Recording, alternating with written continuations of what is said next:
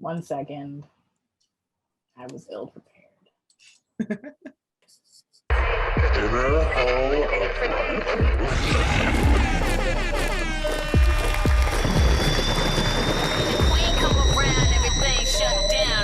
Welcome to the Inner Hall Uprising, the podcast about sex, love, and dating from the perspective of me, Sam, one Black, non-monogamous, pansexual feminist hoe who lives in New York City, who is highly considering opting out of the binary that is gender, but for now, whose pronouns are she and her. And I'm joined by my lovely co-host. Me, Rodeka, one fat, Black, polyamorous, pansexual, existentialist femme, whose life is a series of coincidences that somehow landed her here, that coincidentally is also considering opting out of the binary. But for now, you know, she, her, they is also fine too. Yeah, I put they on my Instagram? Yeah. As a feeler. Yeah. I've been thinking about that too, and it's just been like, why, you know, like, why am I doing this when I feel how I do, you know? So I don't know.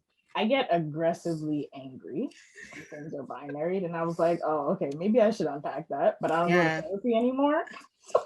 Me, just like I'm gonna unpack it on my own, you know, just sit at home and just be like, why do I hate this? At 12 a.m. like, what does it mean to be non-binary?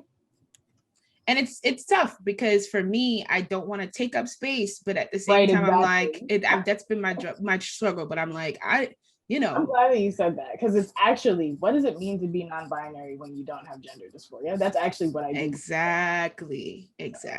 We're in the same boat, and we'll get there. Yes, we should have actually talked about that as friends. Yeah, I mean, because when you said it, I looked and I was like, wait a minute, are we relating in this opening without even saying anything to one another?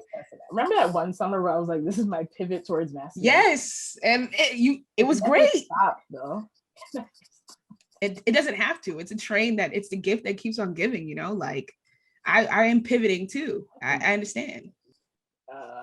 Oh, you didn't hear my joke, or did you? I didn't hear your joke at all. I'm so sorry. I was like, I can give a train that keeps on giving. Oh, well, that was amazing. And I'm sorry that I didn't give you the organic laughter when it happened, but I appreciate that. When I said train, I was like, Sam didn't say anything? Okay. I guess we're going to move on then. Cool. Choo choo. On every episode of the Inner Hall Uprising, we do these things. Myself and my lovely rotating co-host talking about sex, love, and dating as it pertains to current events in the world, our lives, and yours. And occasionally we hit you with interviews with insightful folks or do deep dive episodes on a topic of our choice. This is why I was like, speaking of trains, because it's not really the same thing, but you get it. On this could happen. There we go. This episode is all about play parties. For those who aren't familiar with the term, a play party is a social gathering where motherfuckers do be fucking though. But it's a lot more to it than that. So today we'll be talking about play party etiquette, how to find play parties, what to expect, conversations around consent, wild stories, and much, much more. Yes, and if you would like to follow along with the conversation had in this podcast on social media, you can do so by using the hashtag Inner Hall Uprising so we can see it, and the hashtag PodIn so other people can see it. And if you would like to follow us on social media, you can do so at Inner Hall Uprising without the G on Twitter, Inner Hall Uprising on Instagram and Facebook. You can join our Facebook group by searching Inner Hall Uprising Community, which is CUMMUNITY, and then you can head over to innerhalluprising.com to pay a hoe. Yes, y'all, and you don't stop. If you're freaking with the vision, down with the vibes, you can do us a favor and hit subscribe. If you're supportive of the hoes and want to see our success spike all the way up to the top, do us a favor and click like at the bottom of the video. If you want to keep the conversation going during your time spent, do us a favor and comment with your thoughts, opinions, random musings, constructive criticisms, all that. And please click the like bell. Otherwise, unfortunately, you are going to hell. Don't make the rules. If you want to go to Lil Nas X hell, I think when you get there, the devil has a conversation with you, and you guys get to figure out which hell you're going to. So, there's two paths, and you just like kind of did you click like? Then this is the bad one. You go this way. Okay, yeah. Hey. So choose your own adventure while you still can. So if you want to pay us to speak virtually at your school or conference about sex positivity, Black feminism, podcasting, or other, let me just do that again. Also, if you want to pay us to speak virtually or in person at your school or conference, safely about sex positivity, Black feminism, podcasting, or other kinds of topics that we discuss on this here show, or if you'd like us to host a consent, pleasure, or dating, virtual and or in-person safely workshop, we would love to. So to book us, you can send us a line to ihupodcast@gmail.com. Next segment. Grandma, yeah. Are you a hoe? Funny story about this bump. The person who recorded that laughs at the end of the clip. So it sounds like I always laugh at the end of the clip, but I'm not always laughing at the end of that clip. Most of the time I am, but also the person who recorded it is laughing at the end of it too. So people must be confused when they watch it and they just see like you just like straight face and there's laughter the whole time they're thinking you're laughing. Did anybody say that, or you just felt like you had to clarify it, or somebody was like, just fact check things that no one gives of course no one may everyone cares realize that was happening, but this is what and we were talking about anxiety off screen. This is how my anxiety I get that. Hey, you explain before anyone asks, and that's important. That's why I get ahead of things. All right, Ho of the Week is where we shout out homies who have supported Inner Ho Uprising in the past week. Hoes of the Week get special nicknames, and the game if they choose to participate is to guess the meaning behind their nicknames. This one is funny because this week we got Rebecca L, different spelling, but Rebecca L became a Patreon, and their nickname is The Real Rebecca. So let me just actually on Zoom. Let me change your name really quick. Oh, wow. I just realized that. Wow. Okay. All right, there we go. That's fair. The real one. I mean, you don't have to guess, but if you want to guess why you're the real Rebecca, because clearly. This is where the fucking YouTubers really see the full shit. Should I do she, her, or she, they? She, they. Okay. And now the niggas on YouTube see the real shit. So my keyboard is broken. The S button on my keyboard. I looked down and I was like, I have an external keyboard. Okay. I can't plug it in while using my mouse and got it. So it's not in. So it's real over there. You can't tell, but there's a struggle going on. I don't have my keyboard. I type everything with a Z and hope autocorrect fixes it, but sometimes it doesn't. It doesn't. So and like just now, Z Day. Look, we're just talking about not being a part of the binary. Fuck that. I don't even care. Z. Not to take away from the actual. Of course, absolutely. Yes. So yes. This is VHE, some new shit, niggas. And I will in solidarity. Yeah, let me fully go there. Okay. We also have Ophelia K, aka OKKK, who upped her pledge on Patreon. And we also want to shout out this week all the homies who reached out and wished condolences for the recent passing of our homie Nikita of the QueerWOC podcast. I also want to take the time to say, if you would like to support Nikita's mom financially for expenses like to travel between states following her daughter's passing, and or if you want to support our homie Money and Nikita's best friend and co-host of the QueerWOC pod, who is also doing a lot of interstate travel at this time, due to Nikita's passing, I will be leaving QueerWOC's Cash App in the bio, and you can designate in the note where you'd like your money to go to, just so Money knows where to delegate it. That Cash App will be in the show notes for this episode. Okay, now, what segment is this? Oh, that's this segment.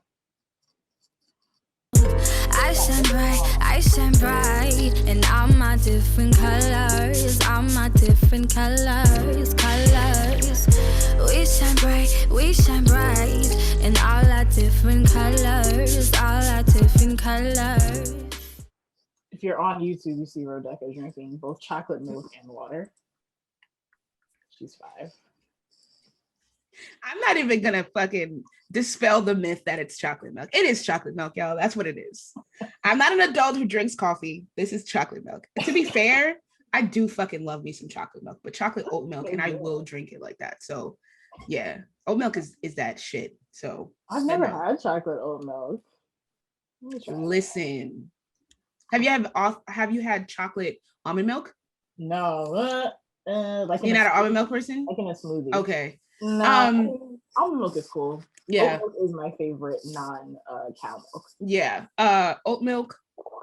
It's certain brands, the chocolate will taste completely different, but Planet Oat has been like a winner for me. Very rich, very good. Have it. You should definitely have some. Okay. Before you go to a play party. I'm just kidding. Yeah, let me get on this play party vibe.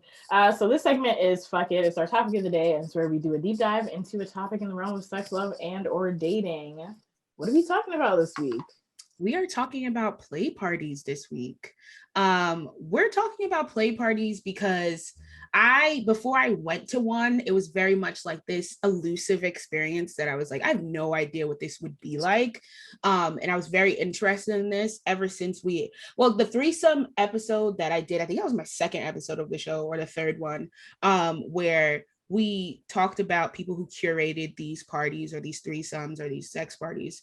And I was like, remember hanging on every word and just being like, man, I need to get in there. I need to do something like this, or just like see what this is about. And it kind of geared me and like towards the underground life and like this kink life in general, and just very much finding out that play parties can be a very loving and welcoming experience, and just, I don't know, so much different than I thought it was going to be. And I've been to about 6 total now. And it's something I really enjoy. And I want it to be something that other people can go to and see that it's not like this, I don't know. I was going to say dirty because that's like not the word that I wanted to use, but like, it could be a little, what is going on here? This black curtain and like, oh, what do we mean? And what is going on behind the curtain? But like seedy, there you go, that's the word. And it's not that. And I just want also people to know what to look for so they don't have a bad experience, and they don't,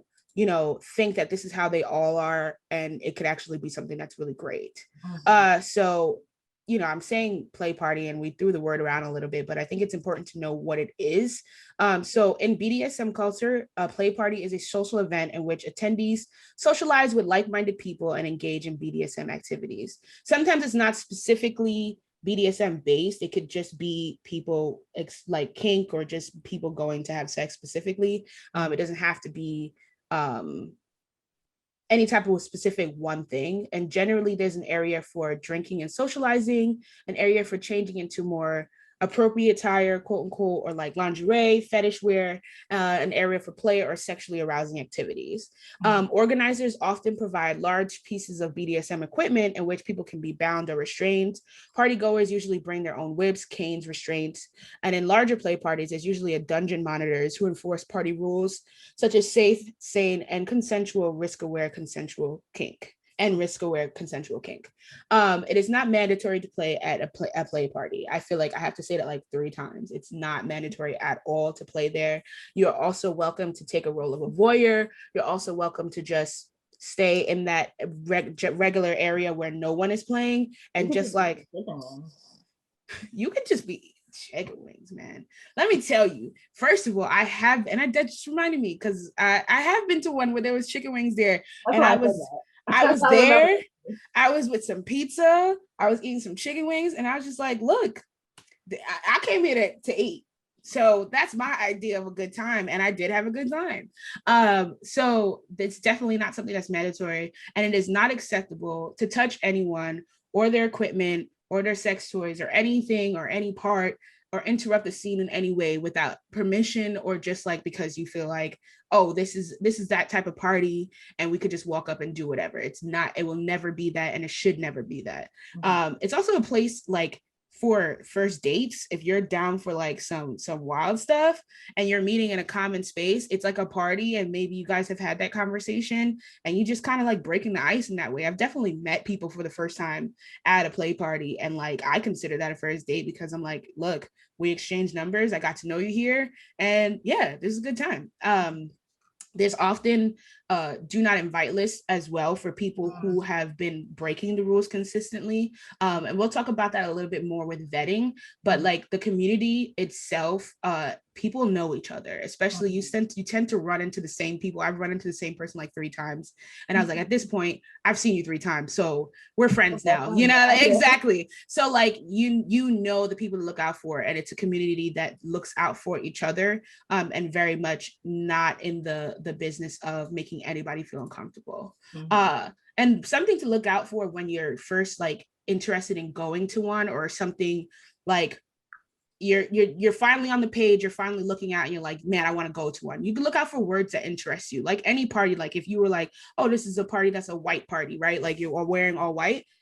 That's the same thing with a kink party. If you're like, oh man, I really wanted to wear costumes, and now this is a costume party, you can go for that. Or there's some like specific type of kink that you were interested in, they'll put it on there and they say, this is what the demonstration is. Or if you're looking for something that's queer centered, because that's specifically what I look for queer centered or people of color, both. A lot of the time when you're like on Fet Life, which is a very popular kink website, you can see the people that are going to be there, and like I can usually see there's a lot of people of color. So I'm like, yeah, this is my scene. And like certain words, if I see femme presenting and mass presenting instead of male and female, which is like a very common thing, and I hate that, where it's like male, female, and couples, and by couples, they mean cisgendered straight couples. And that's something where they have like pricing and stuff. If I see that, I usually know that they're not inclusive, and it kind of turns me off a little bit, or I'll ask the host. And again, that's in the vetting process. But so when they are can I ask a quick question? Yeah, absolutely. When they are replacing man and woman with femme presenting and mass presenting, like what context are they using it in? So the pricing is usually what they're referring to, because the pricing still doing the same thing though? Yes. Okay. Sounds a little and it's not, it's like a step forward, but it's also like not there yet completely. Yeah, the pricing will always, and I've never seen one where there wasn't femme presenting people usually get in free, mass presenting people mass presenting people usually pay a shit ton of money, like twice the amount of money, if not and then couples will pay about half, because they're compensating for the fact that usually they're thinking about a cisgender couple. But I've seen, if it's two men and you guys decide that two mass presenting people and you guys decide you're going to come together, you guys can do the couple price. But it's just like, yeah, go ahead. What about people who don't present as either on the binary? That's a fact. Like, there you go. And that's something where, do they get a kickback? I mean, they should. I'd be like, look, you didn't even write my listing on there, so I think I should just come in. That's what it is. You want me here, so let's figure this out. But yes, I will not say that I have ever come across one that is entirely progressive to the point where I'm like, yes, but at the same time, there have been steps. I've seen some that are just like an immediate no, like, certain requirements. Oh, we have a way that we like to look, and da-da-da-da-da. And I'm just like, I don't even want to be in your space. Like, so there's definitely an elitist air sometimes, and those are just the ones that you want to avoid, because if your flyer or your advertisement is saying or not exclusive, then not inclusive, when you get there, you're not going to have the best experience anyway. So those are the ones that I want to avoid. And that's the one where, like, if you feel like, oh yes, like this looks fun on the flyer, then you're going to probably have a better time. And the hosts themselves are very much the people who set the tones. So when you get into the vetting process, that's when you can immediately kind of tell what you're in for and what type of environment that you're going to be in. And that's very important to consider, for sure. Yeah.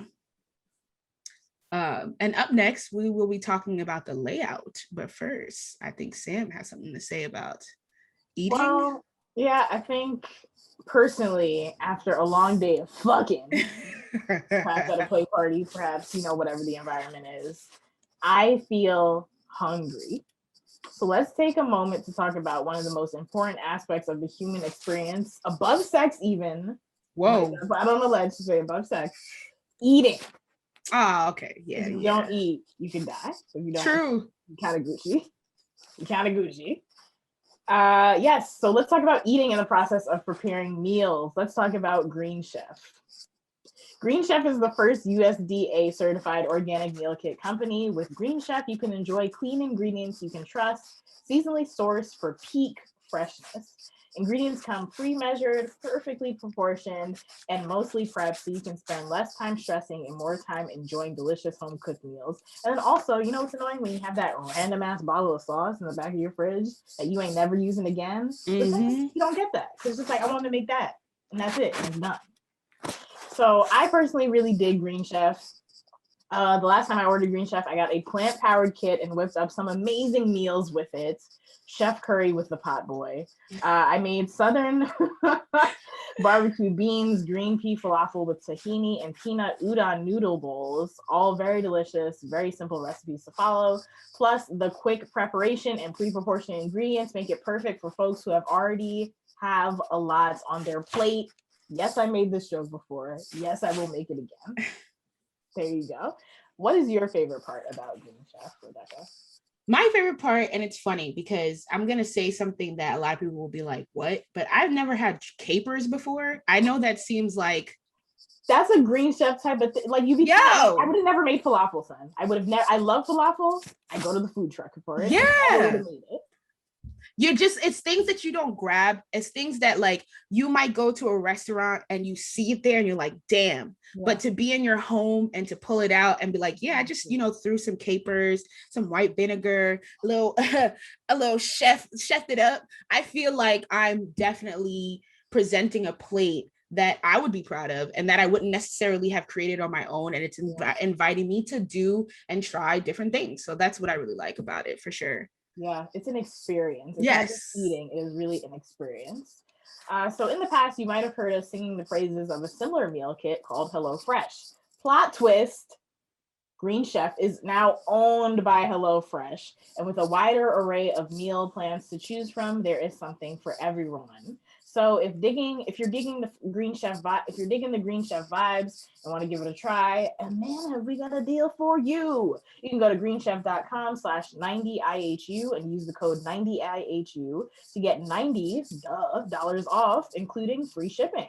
That's $90 off, including free shipping by going to greenchef.com/90IHU and using the code 90IHU. Now, I'm trying to see inside of the play party. Yes. So I'm trying to get y'all in there and just, I don't want any surprises. I want people to know, like, look, I never been here before, but at the same time, I know what this, and this looks like. And that's the point. So there's types of play parties. There's a lot of different stuff. So a type of play party, you could be private, semi-private, or public.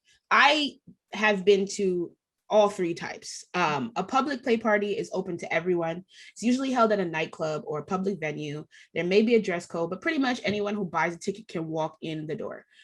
So for me, I went to one in the city, which is very funny because you wouldn't tell. It looks like it's in a spa, but then when you go up one more floor, it's just like a hole in the wall, blacked out. Wouldn't know if you passed it. But yeah, there was a sex party going on back there. There's actually one behind a chandelier shop. There's a chandelier shops in New York are fun. Yes, right? Because like in the back or money laundering. There are so many places in New York that are real businesses. As soon as I see one, if I drive past, I'm like, come on. Don't nobody buy no. Where is it? Like, you know what I mean? How are you in business? And it's just lights in the front. Those are the places that be having play parties in the back, okay? Yes, but don't walk in there and be like, yo, so what's going on back there? Don't walk in with your dick in your hands like this. None of that, please, because I will not act like I said any of this stuff, and I will not vouch for you. But those, I personally, and this is very much based off of like your preference. You might be into voyeurism where you don't care who's watching, and it's a certain type of like, I've always dreamed of doing this at a nightclub, and it'll look like a nightclub, feel like a nightclub, music bumping, DJ, and then there might be some people fucking somewhere. So if that's your thing, for me personally, when I went, I didn't personally like it because it just felt too much like a nightclub, and I'm not like a nightclub person anymore. So that whole just random people coming up and like talking to me in a way where it's just like, so what's good? And I'm just like, I'm good. Yeah. Thanks, but no. So it's like very much what you would expect from a regular nightclub. Like if you've ever been to Stage 48 or like a packed place, even though it's probably a little bit different now. But nightclub, but sex. That's pretty much what it is. A semi-private play party is sometimes advertised as a fetish or kink on fetish or kink centered websites. They're usually open to most, but you can expect to be vetted. It's often a group or a kink organization that holds the parties, and it's held in a similar venue to a dungeon space or a commercial dungeon space. This one I've been to because, and for me, this one is kind of like the hotel party. I've been to a couple of hotel parties where it's obviously not someone's home, but they'll get like a bigger space and they'll have like 2 rooms in the hotel, and the main area in the hotel will be where they just have the conversations. And then there's a private play party, which is invite only, and it's usually held at a person's home. And since many people have a home dungeon, and then it's a rented dungeon space or like an Airbnb. Like dungeon space is usually just like the common term for it, but at the same time, it could just be literally like somebody's house in their living room or their basement, and they just dedicate that space to it. And you won't know this is happening unless you're on the guest list. A lot of times they won't even talk about what's going on behind closed doors, and that's like the more elitist type of vibe to it, because just like you want to get in and blah blah blah blah blah. But yeah, we talked about pricing, but yes, it's usually gendered. Usually femme presenting people are free, mass presenting people will pay upward to like $200. And there's a reason for that, and I will talk about. It sucks because it there's a reason for it, because it's supposed to keep too many mass presenting people who are alone from getting in, because it can be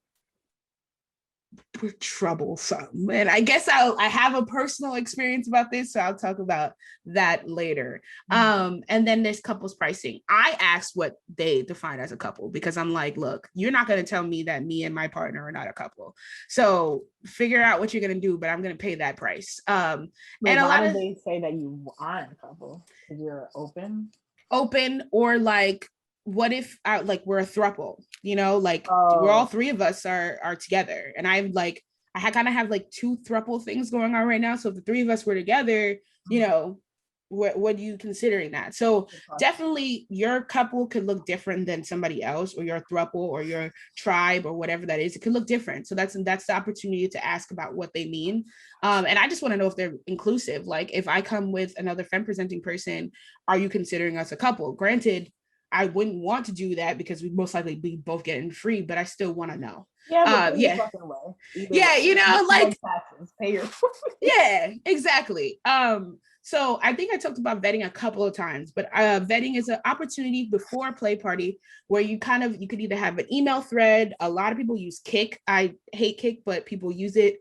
I use text free because I don't know why. I always considered Kik to be like, reminds me of high school. 2000. There you go. I was just about to say like 2009, and I'm just like, okay, I have to download this app, but it's good because a lot of people use it in the kink community. The kink community. The kink. Yes, community.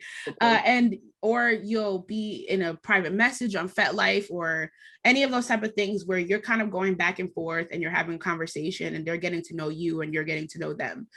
Because this is a time where before you get into the space where it could be kind of charged with this energy, you can ask what you consider silly questions or things that you might be nervous to ask in front of everybody else.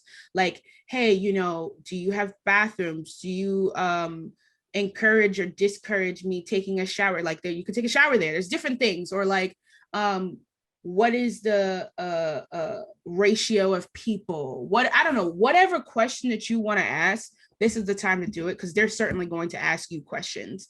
You may be asked for references. So sometimes if you're just like a person off the street and they literally don't know you and they're opening their space to you, they may ask you to talk about a person who is well known in the community that can be vouched for you, and basically if you behave inappropriately, then both you and that other person, kind of like a job, really, just like, who is this person? Are you letting them in? Okay, you better watch them. And you will also usually be asked if you attended any other play parties or what type of experience that you have in the community or the lifestyle. I hear the lifestyle a lot. So that specifically, if you're new, you could just be very honest about it. I was just like, I usually say that I have little to no experience because I don't want anybody to think that I'm just like a know-it-all or I know everything. Everything is a new experience. Everything is something where I am nervous. I am very much out there and trying to learn. So I'll just be like, yeah, I might be in the lifestyle, but I don't consider myself a veteran or anything like that. So just be honest. And a lot of the time the organizer will be like, oh, that's great. I hope, let me know if there's anything I can do to make your first experience better. And that's what you're looking for as well. And some might ask for like your Instagram. People have asked for like your Fet Life just to see what you look like. That's always weird because you're just like, what are you looking for? Like, what do you look like? You know, like, and sometimes they will show you a photo, or like, maybe I've gotten added to group chats where people add photos and they like kind of flirt beforehand and they're having conversations and they're just like getting to know people. So it's a little bit more like sexy beforehand, and like titties and dicks and, you know, all that type of stuff get thrown in the chat. And you're just like, okay, cool, man. It's nice to meet you. Yeah.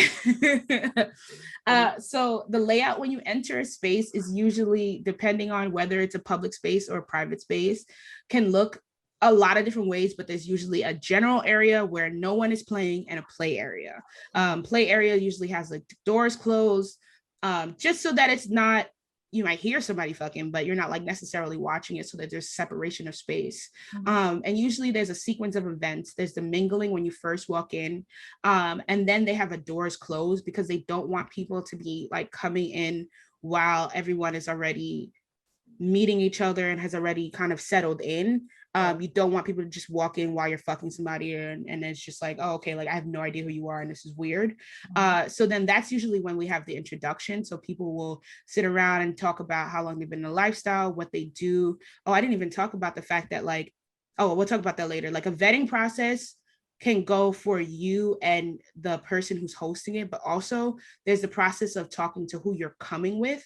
So like you may have your expectations, but the people who are with you, especially if it's like a couple or like your partner or anything like that, you should be having as many conversations as possible about what you're comfortable with doing when you get there. Either that conversation be with yourself or that conversation be with whoever you're coming with. And it's just like, it could be so easy to look around and say, I should be doing this, or I can be doing this, or everybody else is doing this, so blah, blah, blah, blah. But if you stick to like the communication and knowing what you want to do, then it's easy to just be like, no, this is what I came for. This is what I wanted to do. I'm only here to watch. I'm only here to play. I'm only here to play with my partner.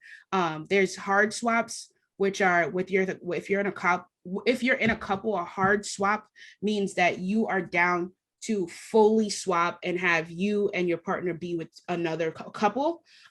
Soft swap means that you guys might be in the same room, but you're not actually doing anything together. And then there's just like, we don't do anything with anybody else. We're just here to fuck in front of other people or do things together in front of other people, which is all, you know, that's all fine. It's just having that conversation and making sure that you know what you're in for. And that's usually in the introductions where you have a conversation about like, hey, you know, I have a no touch rule. Please don't touch me. Like, or, you know, I am a dom, or I'm a sub, or, you know, I like electro play. I have this wand here. Just a time to like kind of introduce yourself, kind of be flirty, but also definitely letting people know what your boundaries are. And then there's the dress down part. So dress downs can sometimes be mandatory, and that it's weird because not weird, but it's very much like, I haven't kind of tested that and been like, yo, I'm not dressing down. When I see dress down for mandatory, I just kind of know that that's like, there's going to be a certain time where I'm going to be in a different outfit than when I came in. And that's usually just to kind of change the environment and make it into. Explain exactly. Yeah. So a dress down is usually you walk in with jeans or like whatever makes you feel sexy, but outside clothes, and then you change into whatever really makes you feel like sexy in the moment. So that could look like, some people walk around naked, some people walk around in like, you know, a robe. I've seen somebody with a robe with his like name on the back of it because it just made him feel like cool, I guess. And I was like, all right, you're Chad, so that's cool. And I've seen people and just like I've not seen a muumuu. That would be great. I would love to see someone in a muumuu, but like whatever makes you feel whatever makes you feel sexy, that's what the dress down is. But it's taking off that first layer of clothing and whatever's underneath. But there are times where it is mandatory, and that's just somebody who's just like, look, I don't want people standing around in jeans because that can make it a little awkward. And you know, if it's mandatory, I would just say if you're not comfortable with it, I don't fight it. Just say, hey, look, this is not the party that I want to go to. But like, if it's not mandatory, don't dress down if you don't want to. We can't make anybody do it, but it's just kind of like the concept of mandatory. Yeah. Like, And that's what it is. It's like, it's tough. I've never seen someone say, take your clothes off, but at the same time, it's just like everyone kind of just does it. So I don't know. And I don't want to say mandatory is like, you got to do it. But I have seen the words mandatory. And then what? Like what you gonna do? I'm wearing my jeans, nigga. So like, what's up? And then there's playtime. So playtime is just like kind of the main area stays exactly the same, but that's when people start migrating towards the rooms. You'll see different music playing. I've had like rooms that have different lighting. Just definitely beds, condoms are everywhere, and you know, people are just doing what they got to do. And about that, condoms are everywhere. What else is everywhere? Is there like wet wipes? So yes, this is, and I was gonna say, this is something where I've noticed there's always been wet wipes. There's always been towels and like water. Water is very important, you know. Yes, you gotta make sure that like people are hydrated. People are like there's usually toiletries available. Anything that you would do like to make it into, it's so funny because it's a curated sex experience, and it's just basically everything that you would want accessible or around you, like lube and stuff like that. Depending on where you go, you can bring that with you. You can bring your bag and kind of like spread it out, but usually the hosts have that. They'll have candles and like scent and stuff, and just making it a lot like comfortable and easier for the people who are involved. So with that being said, it's also etiquette. There's some etiquettes that I wanted to talk to people about, which is like do's and don'ts. So do is consent, and like I'm such a big stickler for making sure that if it's not in the rules or if it's not anywhere there, I'm not even gonna go. Like I want you to be ad nauseum explaining that consent is something that is important. Because if that's not something that we're talking about, then that's not something that you find important, and that's not something that I want to be in. So you can ask the host, like, are they having these conversations with people? But also just like everything that you do, you ask. Sometimes I've heard of people like walking down to another room and they're slapping asses and stuff like that. No. It's like, just because I'm dressed down, like in regular life, like in vanilla life, like if I'm dressed down, you're not gonna slap my ass. So don't do that now. And it's just like, it doesn't, just because the environment is designated for this activity, it doesn't mean that you now have permission to do anything. The permission is asked for. I would bring condoms. I say bring condoms, even though there are condoms there.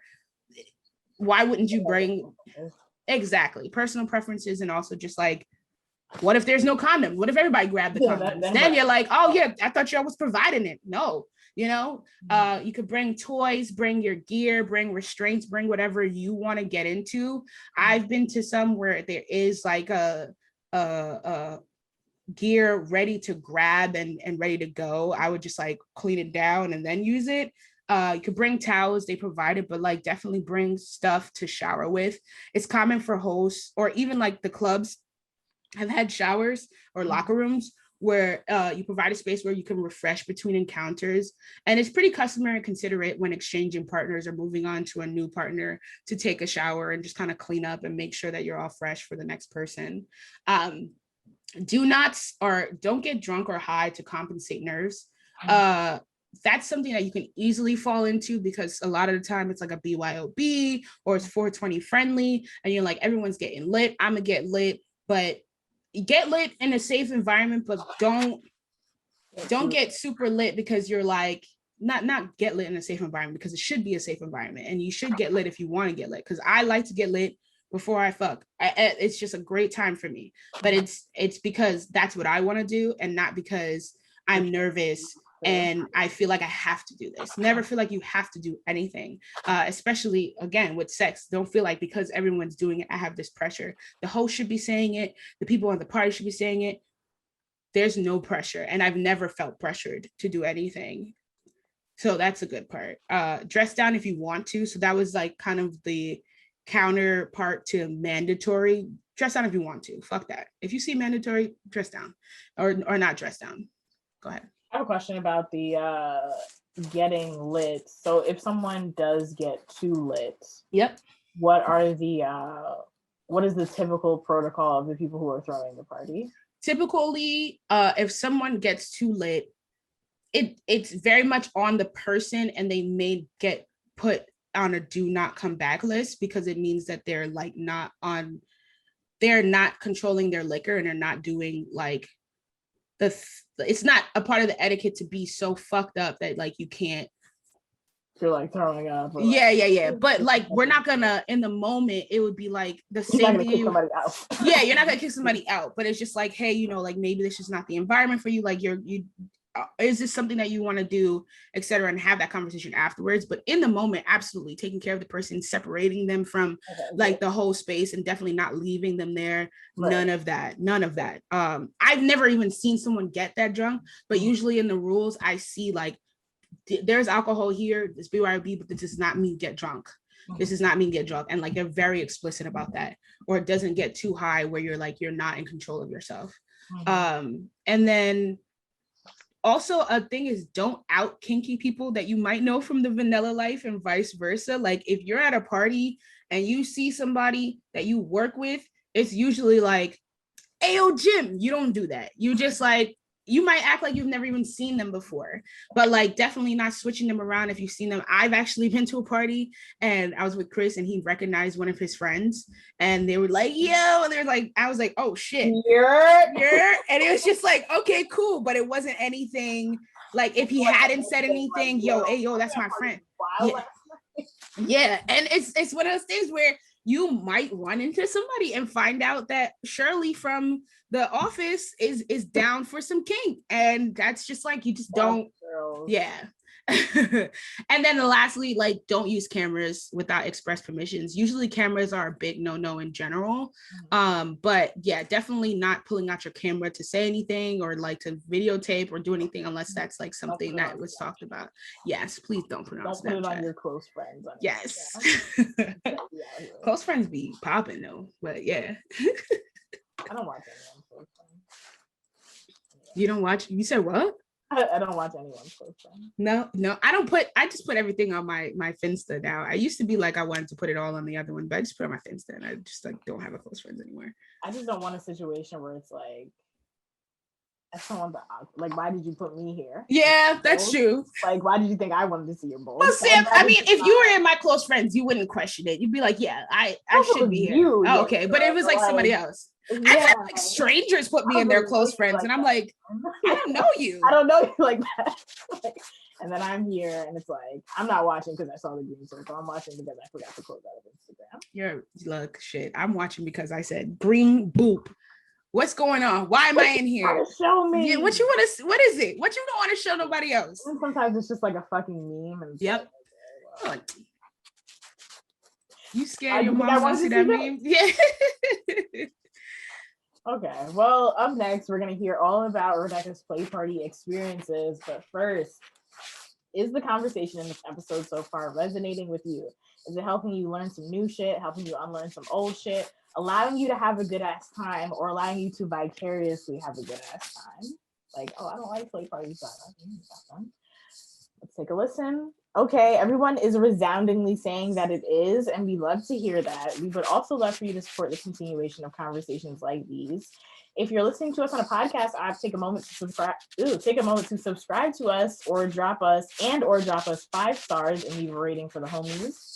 If you got a little extra change, you can drop some cash in the PayPal by going to paypal.me/innerho, or come join our Patreon community and access our chat and virtual events for as low as $2 a month by going to patreon.com/innerhouprising, or you can just hit up your friend and say, yo, listen to this podcast. It's a really good podcast. In the fucking, what is it? The greeting room, the meeting room at the play party, you can be like, oh, what kind of podcast y'all listen to?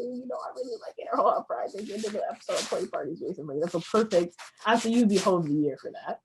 I would love to. We love you. We do love you, but we'll love you even more if you do that. Exactly. All right, story time. Story time. I'm sure. I hope y'all not tired of hearing my voice because I'm gonna keep talking. Anyway, I know, right? That's literally what you're here for. So for me, I did talk about the fact that I've had a couple of experiences. I guess I want to talk about like my best experiences and like the worst experience that I've had. So start with the best. This is the one that I went to the most recently, and I actually am going back again because I really liked the organization of it. I really liked how comfortable I felt, and they did a lot of things that I was looking for in a play party, and they were just checking off the boxes, which was just like, you know, adding me to a group chat, making sure I felt welcome from the beginning. Very much like, hey, what does consent mean to you? Very much, you know, this is queer inclusive. This is something where whatever you present as, if you're non-binary or anyone who just like how you identify, you're welcome here. And very much in the flyer, very much making that a point to say, and that's important to me. So I was like, yes, resounding yes. I had a choice between two parties, and I was like, I'm going to this one. That, and because it was in the Bronx, and one was in Brooklyn, and I was going to Brooklyn one. But yes, so this was like something that was advertised as a cuddle party, but also a play party. And they also like a cuddle party. I didn't even know that was a thing, but I was like, you know, why the fuck isn't this a thing? Why wouldn't it be a thing? So it's just like, you know, they timed out when the cuddling would happen. People were just like, you know, cuddle up, hugging. It was nice. Then they had like a workshop or a game where they were talking about consent and very much like, what do you feel comfortable with? So you would pick a person, you would spin the bottle, but like when it landed on a person, instead of like automatically kissing a person, you say, hey, I'm comfortable with a handshake, or I'm comfortable with a conversation, or I'm comfortable with a hug. And you would just see people like standing in the center holding each other and just like, one person held me and was just like, are you okay? And I was like, I'm good. Like, and they're just like, aww, are you having a good time? Do you feel comfortable here? And we were just like whispering in my ear, and I was like, I didn't know this was something that I wanted, but thank you. But thank you for letting me know that I could have this and that I would like this, because it was amazing. And then there was also a kink demo, which I had not seen. Sometimes it's like a massage area, so that's cool. But this one was like, I don't know what those boards are called. Are you asking for something? No, you're stretching. Okay. I was like, why would you raise your fucking hand? But yeah, so it was like, and I should know this, it's like a cross. Yeah, I just call them the cross thingies. Okay, the cross thingies. Yeah. Yes. So I like went up there for a demonstration, and she was just like talking about the different flogging devices and just like really having a conversation and asking all the questions. Chris was like so into it. He was just like, I didn't even know this is something that I could learn. So he was just like chatting it up with the person, and just really like finding out anything that he could. And people watch, but they asked if they could watch. I was like, sure. And that was a good time. And I didn't like more. I think I've only played at X-Cross, X-Frame, or Saltier Cross. Okay, Saltier Cross, X-Frame. Got it. I mean, that's pretty. That seems fair. X-Frame. Yeah, but I've never played. I've only played at one party. Every other one, I've just either like kissed with like somebody, or like I played with Chris in front of people, but not with anyone else. So just like, and I've had a great time. And that was one where like I went with a person that I'm talking to, I guess. And like me and her made out, and that was nice. But it wasn't really anything like I had to do anything, which is kind of exactly what we've been talking about. So I did. But it's a good time. Yeah, exactly. And like I watched, and it was kind of hot, and people were just like, it's nice to see who ends up with who and what conversations they're having and like what people end up doing. And you're like, oh, I didn't know that person would be into that. So it's like, it's fun because of it all. Yeah, exactly. And like the funniest part, and one of the things that I've like noticed that I really love, is the conversations that people have, overhearing them and also being in them, because you're not having conversations that are typical to like when you're at a club. You might be doing small talk because it's just like an uncomfortable thing, but when you're naked in front of somebody, you might just be like, yo man, I ate this burrito, and you're just sitting here like it's so different because literally the layers are just off, and you're like meeting so many people who are just ready to be active and ready to meet new people and just a lot less shy. Or if you are shy, people come over and they're just like, don't be shy, or they'll talk to you and they'll be like, hey, if you need to be left alone, just so much more considerate in a lot of ways that I really love. And then the other best experience, I call this a night of many lights, because I love lighting in a space. Like my room has pink lights. Every room had a different light. I felt like I was at the club. I was like, this is amazing. Like, oh, there was a blue room, so it felt kind of sultry in here. Red, where they were doing like massages. That was like, the food was banging. I thought I was at just like a regular cookout, but it was this funny. And like people were, this was for a holiday one. So people were like dressed in like Santa Claus outfits, and it was very cute. So that was something that I also like. And I feel like I talked about all the good parts of all the ones that I've been to throughout this entire thing, because it's just like, that's when the experience is so positive, because it's welcoming and it's a space that everyone just feels super comfortable. So that brings me to knowing what's good. And the night of 1,000 eyes, all right? So I went to Miami for my birthday, and I was like, I would really like to go to a play party out here. That would be fun. I want to do that. So that's what we did. We went there, and it had all of the boxes. This one was one where like, they were like, by men encouraged, just really like, oh, okay, I don't even know what that means, but I'm seeing like queer words, and that's exciting me, you know? Okay, went there. It was, granted, you should protect your couch, but there was like plastic on the couches, and I was like, this is couch, girl. Not grandma's motherfucking couch at the play party. People weren't talking to each other. It was very like separated, very like, I walked in, I felt like people were looking at me like, why is she here? I was like, okay, that's fine. I don't know. It was a lot of like backlooks, like, oh, like da da da da. They were like, Miami is a bad one. Yeah. So that's how it's like, I'm thinking, and I'm realizing how spoiled I might be in New York because of the fact that a lot of the time I've never had that experience. It's just been people, except for at the public one, where I didn't like that either. I felt like that was a little bit snooty, but this one was like, oh no, like I felt in the regular club in Miami. So yeah, and my listeners, if you want beef, you can go to war, I guess. But the reason why I call it, so this is the reason why mass presenting people tend to spend a lot of money, is because from what I've noticed, and I'm hoping this is, I don't know, it's a trend, they can be very, very thirsty and very like persistent. And that's why consent is important. That's why having these conversations, because if you're ever made uncomfortable, the host should be the person where you're like, look, this person, I don't like them. I don't like with their vibe. And sometimes people slip through the cracks and they're just like not the best people. This night, I want to say there was 25 mass presenting people and about 4 femme presenting people.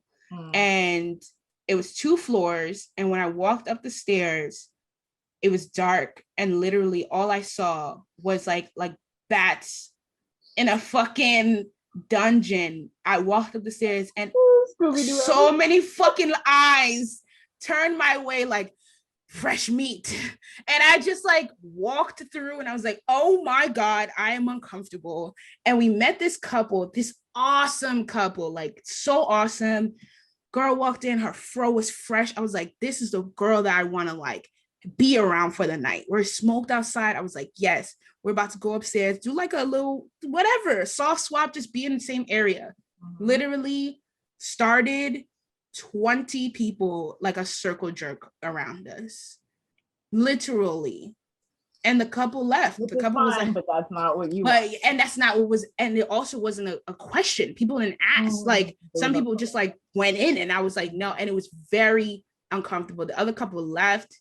I had spent, it was an hour to get there, and I was in Miami, and I had no other place to go. Yeah. So I was like, I had to stay, but I was so upset. Like, I was just like, this is the worst. And it was just everything that you wouldn't want in the experience. And that's what made me realize how important it is to know exactly what you want and know exactly like, this is not it for me, and know what the negatives are so you can avoid it. And like, I'm not one where I want to see a whole bunch of cis men not ask me for permission or jerk around me. I don't want that. So that wasn't it for me. Some people do, but that was like my experience where I was just like, these bad eyes, like just turning around and seeing me and just like very much like, who's that? And like, oh, so what's good? Da-da-da. Nah.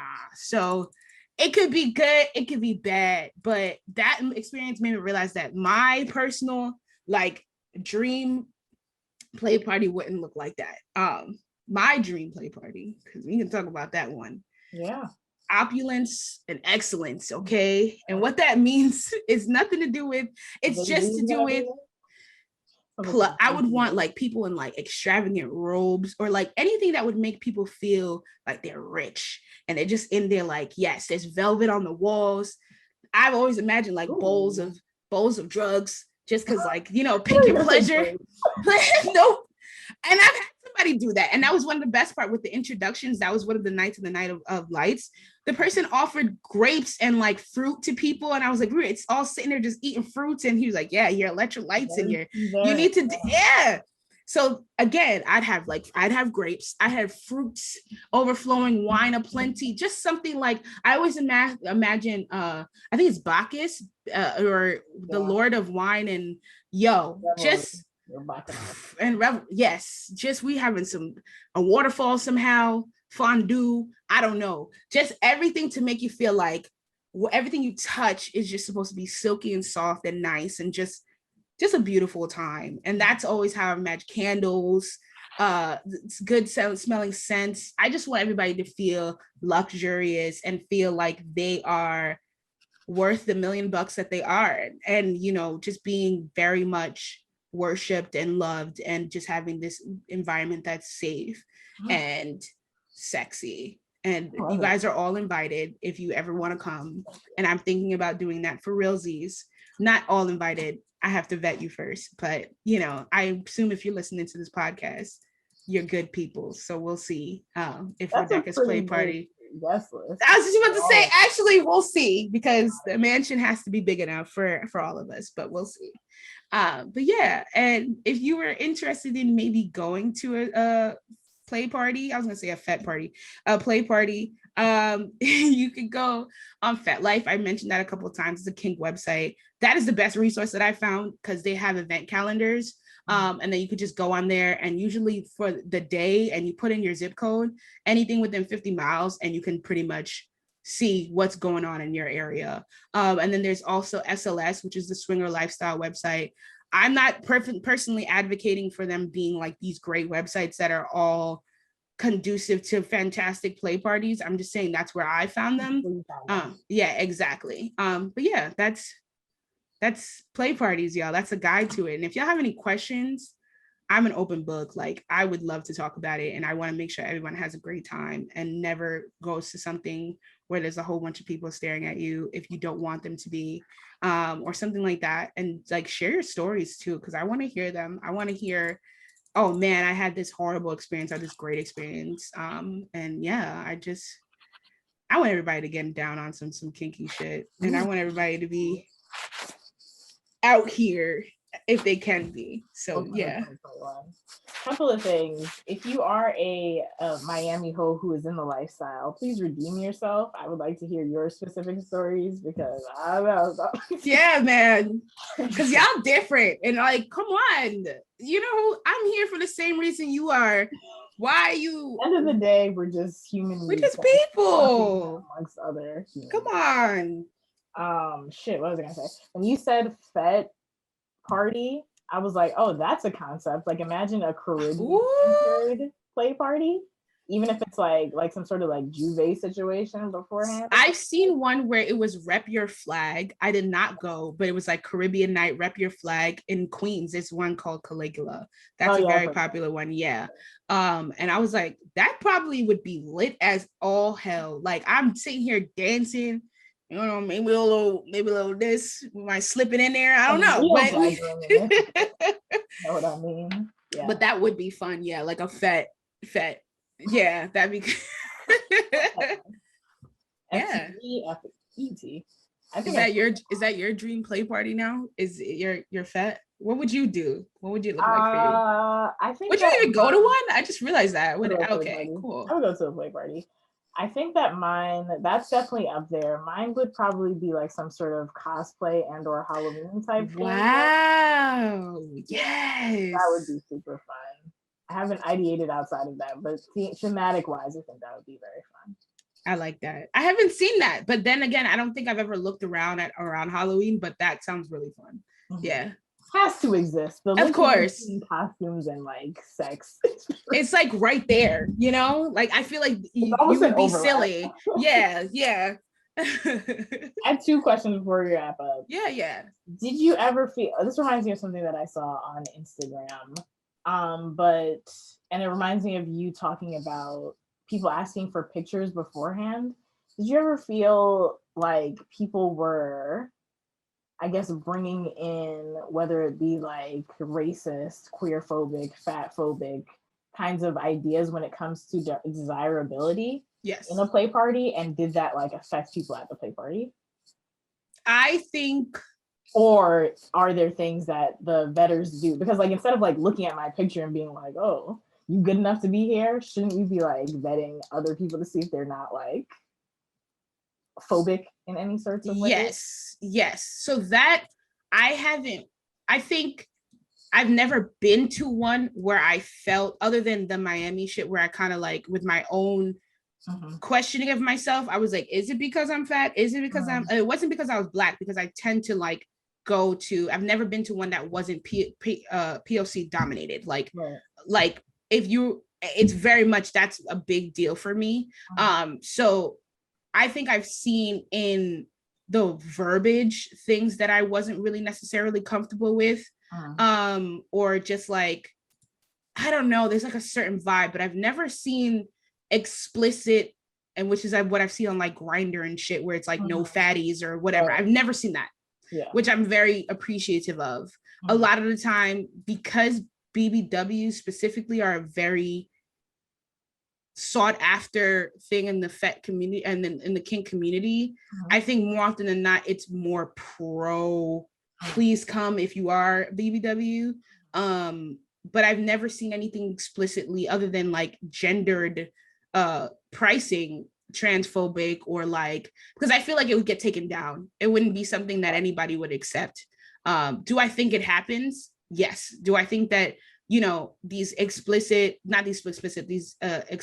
parties might be saying that, and it might be something because they'll say things like, we of attractive people, and it's like, what does attractive mean then? You know what I mean? Like, it'll just say, we only allow attractive people in. What the fuck does that mean? That I've seen. And that's where I'm like, if you're writing that, I don't care. I don't want to know what you find out attractive is, because that's very subjective. But I've never seen anything where it's like explicitly, because these are public websites and these are sites that are like monitored. So I'm sure the ones that I go to anyway, they wouldn't be allowed to stay up. But yeah, but of course, with anything, there's going to be assholes. Yes, exactly. Yeah. Okay. Gotcha. Cool. Thank you for explaining that. And then last question, as we see the CDC is like, take off your mask everywhere. If you're vaccinated. Do they ask if people are vaccinated or anything like that? And like, I was just about to say, what is the conversation around like STIs and stuff? So STIs, a lot of people, more often than not, I've actually never seen one where people didn't say you must practice safe sex. Like, they all say you have to.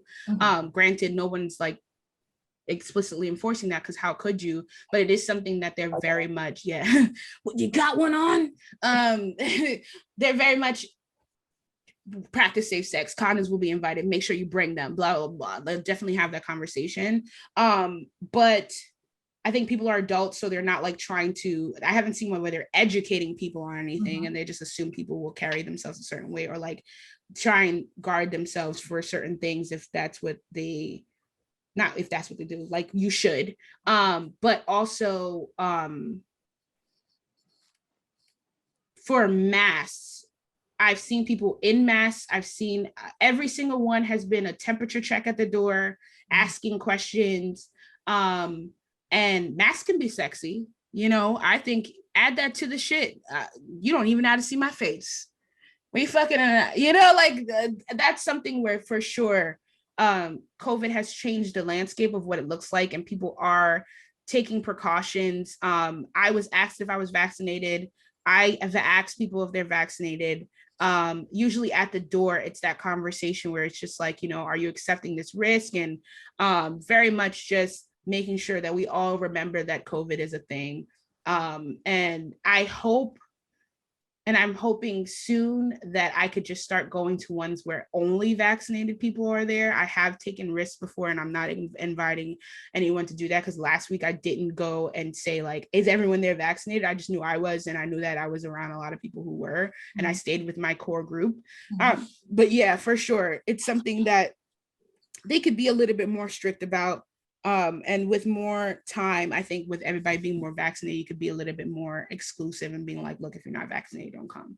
I've never kissed somebody that I didn't know or gotten close to someone's face at a play party or anything like that. So I don't know why I said the kiss part, to be honest with you. I just wanted to say that. So shit.